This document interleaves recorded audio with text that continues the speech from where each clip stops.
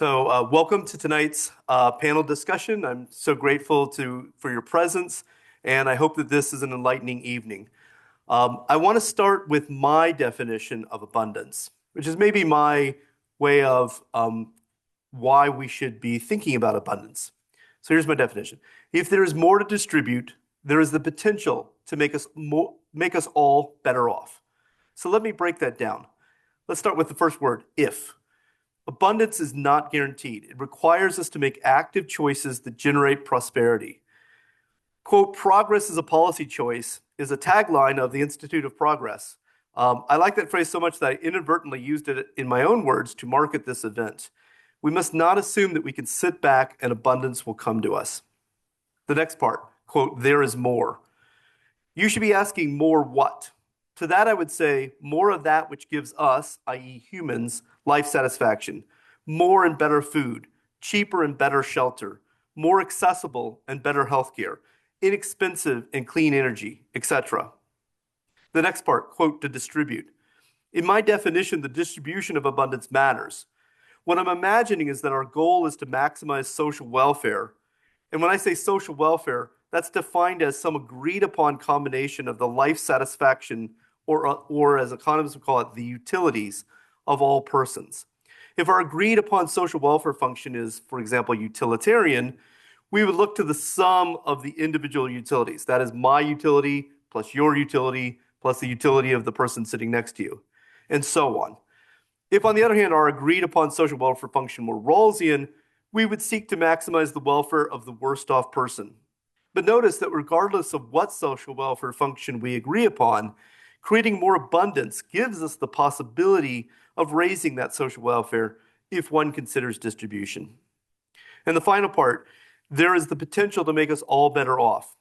Again, creating abundance is a precursor to raising social welfare. At our kickoff event, I laid out the following as 7 important policies for creating abundance, and I want to elaborate on these a bit. Number 1, high quality education, or what we're doing hopefully tonight. If we don't educate our children and young adults well, we risk losing the knowledge that allowed us to build prosperity. Secondly, creating innovation, policies that promote discovery, patents, and enforcement of law. As an example, we are making enormous strides in material science, allowing us to make better batteries. These better batteries allow us to store the energy provided by the sun and wind and smooth for our energy needs when the sun goes down and the winds cease. Generating this innovation requires incentives to A, create the basic science that doesn't have immediate application, and this gives a role for federal financing of scientific research, and B, the knowledge that you will be materially rewarded for creating the application via the ability to patent your invention and have a government that will enforce your patent by punishing those who steal your invention. Third, increasing the rates of savings to generate capital investment.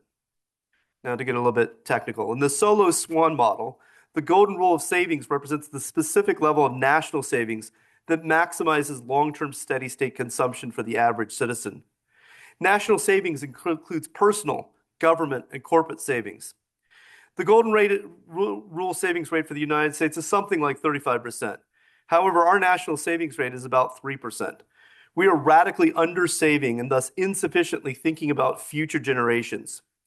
Note that government deficits, if they're not funding productive capital investments, lower our national savings. Number 4, free trade, mutually beneficial exchange.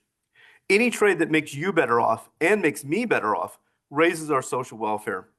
That means, for example, to create abundance, we should seek to lower tariffs to 0. 5, immigration, and more generally, easy movement of people to opportunity.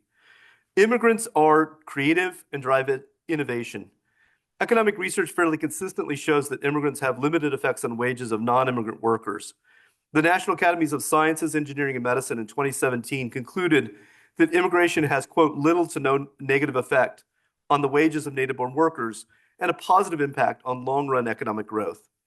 Creating the conditions that allow people to move to opportunity, whether that's across borders or across states, promotes efficiency in the economy. 6, limited, sensible regulation. Regulation that addresses market failures, for example, monopolies, asymmetric information, externalities. but regulation that also acknowledges government failures.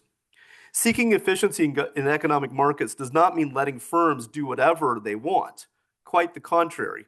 For example, we should absolutely be raising the cost in firms when they pollute, as we need them to internalize the external costs that they are putting on others. Doing so generates efficient decisions that create abundance of goods and clean air and water. Yet we should also be mindful of the ability of government to overreach and strangle our ability to prosper. California is experiencing some of that now with policies that make it too hard to build infrastructure and housing. And finally, 7, taxation and redistributive policies that seek to minimize market distortions. Anytime we tax abundance, we get less of it. And this does have relevance to the current discussion of a new wealth tax in California. We should expect behavioral responses, including possibly the wealthy moving out of the state. This is what you would call a market distortion. Likewise, if we distribute, we may lessen the incentive of the poor to prosper on their own. Again, this is a market distortion. To the extent possible, in our efforts to redistribute, we should seek the policies that have the lowest possibility of creating these distortions. Okay, that's my list. Today's panelists are likely to have their own list of pro-abundance policies, and I look forward to this discussion.